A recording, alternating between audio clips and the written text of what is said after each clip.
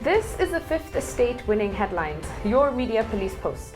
In this segment, we summarize some of the headlines that you may have missed this morning, but we also take a look at the political pieces that we call cartoons in this country. Today is the 13th of May 2021, and I am 2J. I'm Zuam. And I am GK. In case you missed the headlines, here they are. In the Daily Nation, all back and no bite, Ruto's wake-up call. In the Standard, more DP's allies face Jubilee acts. And in the Star, governor's wife, children linked to Wajir graft web. Let's begin with the Daily Nation. The Daily Nation. Now, did it take the nation this long to realize that Ruto is all back and no bite? Did it take country all this long to realize that Ruto is a political conman? Allow us to remind you of Ruto's losing record. When Wetito and Sonko were being impeached, Ruto and his allies told us they had the numbers to stop their impeachment. Were they not impeached? Of course they were. When county assemblies were voting for BBI, Ruto told us that he will shoot it down. However, 44 out of 47 county assemblies passed it. Yes. In fact, in central Kenya, Ruto's supposed stronghold, 550 MCAs passed the damn thing. Only 4 refused to pass it. But nothing depicts his phoniness like the past 2 weeks. Last week, 235 MPs passed BBI in Parliament. Ruto's own allies voted with President Uhuru Kenyatta and Raila Odinga.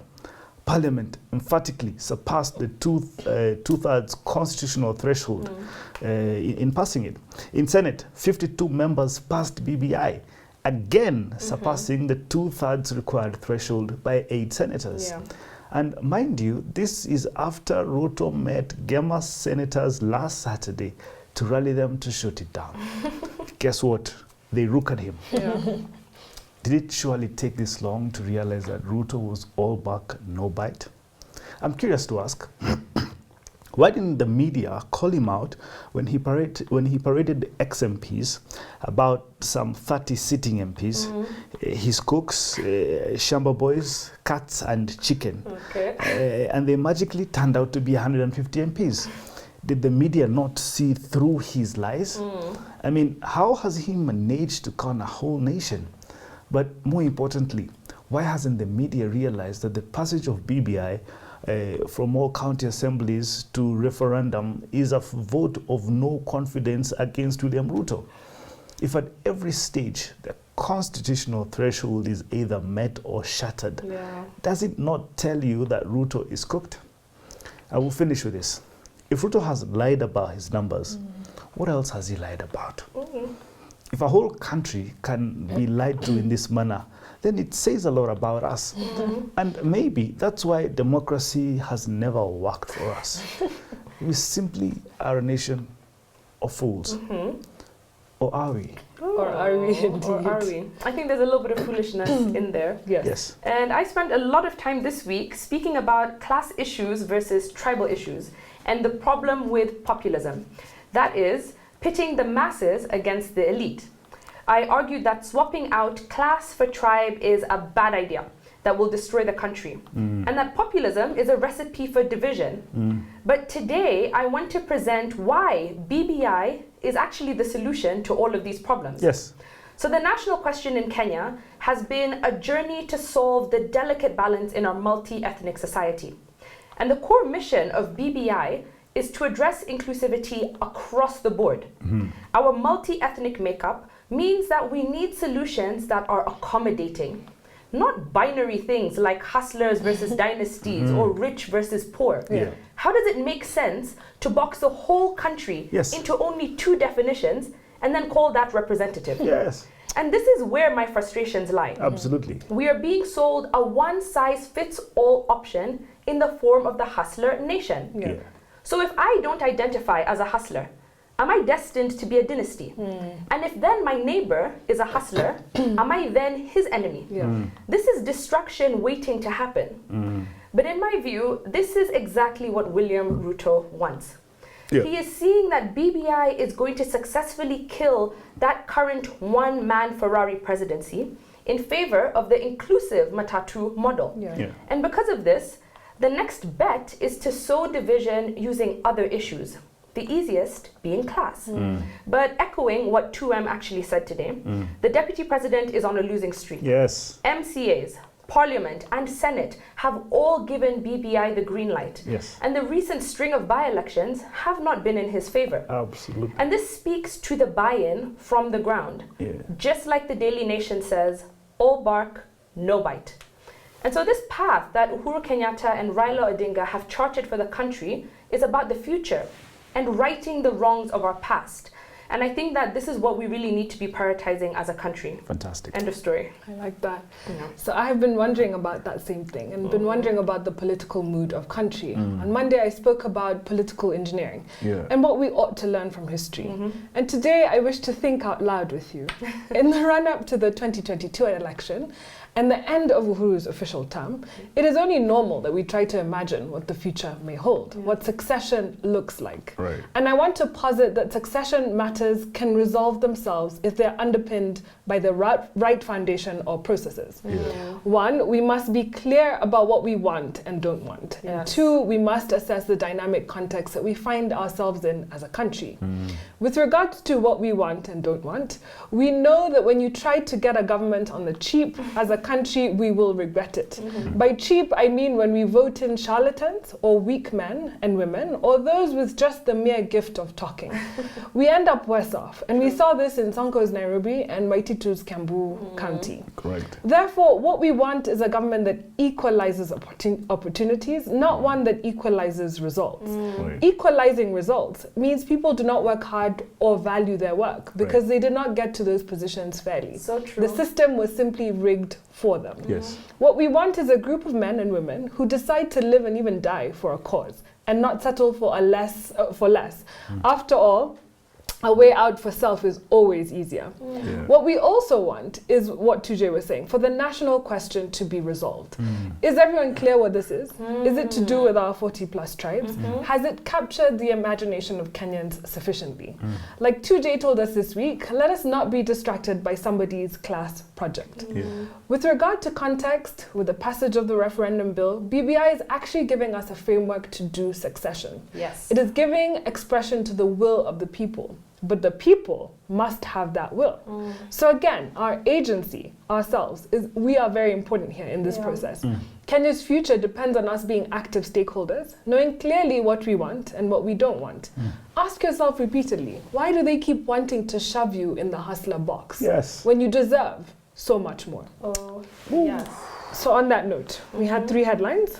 We have a 3-part criteria that we use to break them down. We asked ourselves, is it topical or speculative? Is it repetitive or groundbreaking? Is it thoughtful or just plain lazy? I quite gravitated to the Daily Nation because it told it sort of like it was. And I think something the Fifth Estate has been... GK, you should have been a boxer. That one was a knockout. Uppercut. Well, we'll do it the Fifth Estate way. We'll just give it to the Daily Nation as our reaction. And now our final thought. It is inspired by a book entitled A More Beautiful Question, The Power of Inquiry to Spark Breakthrough Ideas by Warren Baga. Nice. Or Berger. Baga. Before you go, we've been doing a problem-solving week this week. On Tuesday, we began looking at the book Think Like a Freak, and they were the authors of Freakonomics, offering to retrain your brain by Stephen Dubner and Stephen Levitt. And the authors offer a blueprint for an entirely new way to solve problems, whether your interest lies in minor life hacks or major global reforms. They take us inside their thought process and teach us all how to think a bit more productively, more creatively, and more rationally. And then on Wednesday, we looked at the logic of failure, recognizing and avoiding error in complex situations by Dietrich Donner. By studying what he calls the logic of failure, Professor Donner makes an effort at highlighting the nature of common mistakes and errors in decision-making, especially as regards to people in positions of leadership. The aim of the book was to outline a basic blueprint and model for improving the necessary skills that can help leaders and policymakers make better decisions. Yes, Fantastic. and today we look at a more beautiful question, and I think we'll answer exactly what that beautiful question is. Yeah. And so I think the author begins the premise with about how as children, we love to ask lots of questions to our parents, but as we get older, we sort of start to lose that inquisitiveness. Yes. And so in this book, he shows that one of the most powerful forces for igniting change in business and in our daily lives is questioning. Yes. He says it can help us identify and solve problems, come up with game-changing ideas, and pursue fresh opportunities. And so he asks, why are we often so reluctant to ask that question, why? So in the research for this book, Berger analyzed dozens of innovation stories and found that questioning was not only central to the problem-solving process, but that certain types of questions, in particular, why, what if, and how, were effective building solutions. Yeah. Yes. So he says that when you ask why, what if, or how, in that order, it can help advance through three critical stages of problem solving. Absolutely. So the first, he says, why questions are ideal for coming to grips with an existing challenge to help understand why the problem exists. Yeah. 2, he says what if questions can be used to explore fresh ideas for possible improvements or solutions to the problem from a hypothetical standpoint. And then when it's time to act on those ideas, the third part, how, those how questions, come next as they give form to ideas with the goal of transforming possibility into reality. And so one of the examples he gives in the beginning is the invention of the Polaroid instant camera. Yeah. So it all started back in 1943 with a why question. So the creator, Edwin Land, had taken a photograph of his 3-year-old daughter, and she was very impatient to see the results of the photo. And her father tried to explain that the film had to be sent off for development. I don't know if everybody remembers how you had to do cameras before, right? Yeah. Yeah. But she insisted, why do we have to wait for the picture? And so Land thought, why not? Yeah. Why not design a picture that can be developed right away? Yeah. Okay. So after pondering the why, he began imagining and envisioning the what if possibilities. Like, what if you could somehow have a dark room inside a camera? Next, they asked the how questions, such as, how might one do chemical processing of the film inside the camera? Correct. How would the photo end up quickly in the hands of the user? Yeah. And so it took several years of testing and prototyping before the finished product was introduced in 1948, when the problem, first identified by his daughter, was solved. And so as the Polaroid story shows, a game-changing why question can come from anyone, even a child. Yeah. Yeah. And I guess what the point of the book is that after all, it's not to question endlessly, but to use those questions as a means of advancing towards a bigger and better answer. I really like Yeah. that. Fantastic. Now, I love the chapter on why do smart people screw up. Tell us. And the central thesis here is we never ask ourselves the right questions. We're too immersed in theory to realize what's actually happening. Now, Berger quotes a fellow called Keith Yamashita, a long-time consultant to top companies such as IBM and Coca-Cola. Now, Yamashita observed that in the business world at large, is coming off, the business world is coming off a 25-year post-80s period of efficiency. Basically, the world's focus was on saving costs at every turn. Yeah. Now, he pointed out that the unintended consequence of that entire efficiency era was that people diminished their questions to very small-minded ones, like how can we save a little bit of money, make a little bit, make it a little bit more efficient, or where can we cut costs? Yeah. And he says businesses have failed to realize that this era is ending. Company leaders are realizing now that they have been asking the small questions. And small questions can never advance their agenda. Questions like how much or how many. Yeah. You know, he's basically telling us that these questions are engineered to query costs are inferior. In order to innovate, you've got to think in a more expansive manner. Yeah. You got to think bigger. And thinking bigger includes asking yourself questions like why, what if, and how, 2J. Now, let me give you an example. Yeah. When we speak of debt in Kenya, what is the question you hear from the lazy David Days and the media? It's always, how much will Kenya's debt cost you? Yes. Or how much have we borrowed in Uhuru's term? Or how much debt have we incurred? Or how much debt do Kenyans owe? You know, their thinking is full of hurdles and encumbrances. And that's what Yamashita is calling small-mindedness. Yes, you, the media, and David Day have been called small minds by Yamashita. The question you should be asking is why? What if and how? Exactly. 2J, that's what you were saying earlier. Now, for example, why are we borrowing? Yes. What is in it for us if we took Eurobond, for instance, to build a road? And the answer might look like this. An actual example, the government is actually building a 68-kilometer road connecting Nyandarua and Murang'a. Along the new road, the value of land has actually shot up. In a place called Gatura, in Gatanga, the value of an acre of land before the road was built went for about 500,000 shillings, 500,000 bob. It's now 4 million shillings. Wow. And the road is not even complete. You know? Now, the value of land in that place has multiplied 8 times over, right? And that, if they took a loan, it has multiplied 8 times over. It actually means that the residents of that area are worth millions out of a road funded by debt. The point here is debt should not be seen as investment. It should be seen as investment, not as a cost. We should not be asking how much. We should be asking why or what if. Elevate your mindsets, people. Completely agree. Yeah. I like that. I really enjoyed this book. One of the interesting questions that somebody once asked in 1859 by a young man named Henry Dunant. He was traveling in Italy and he came upon an aftermath of a bloody battle between the Austrian and the French. And on the battlefield were some 40,000 men lay dead, some were injured, wounded. And he basically asked, he wrote in his journal, would there not be some means during a period of peace and calm of forming relief societies whose object would be to have the wounded cared for by these devoted volunteers? And interestingly enough, this is how the Red Cross comes to be, out of a question such as that. So I thought that was interesting. But I like the idea that asking questions helps us to organize our thinking around what we actually don't know, which is more important than what we do know. And admitting that, right? It was interesting because we all watch Netflix now, and Netflix came from an important what if question. Basically, he had rented a cassette, a VHS, a tape from Blockbuster, and he forgot to return it. And so the fees went really high. So by the time he's returning it, you know, the fees are high and he's actually wondering, gosh, what am I going to tell my wife about this fee on our credit card?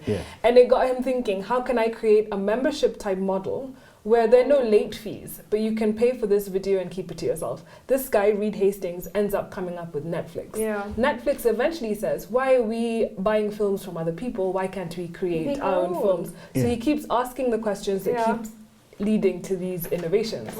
I came across in the last chapter, a story about JFK. And the question here is, what is your sentence? So Congresswoman Claire Booth, while visiting JFK, expressed concern that Kennedy, the former president of the United States, might be in danger of trying to do too much and thereby losing focus. She told him that a great man is a sentence, meaning that a leader with a clear and strong purpose could be summed up in a single line.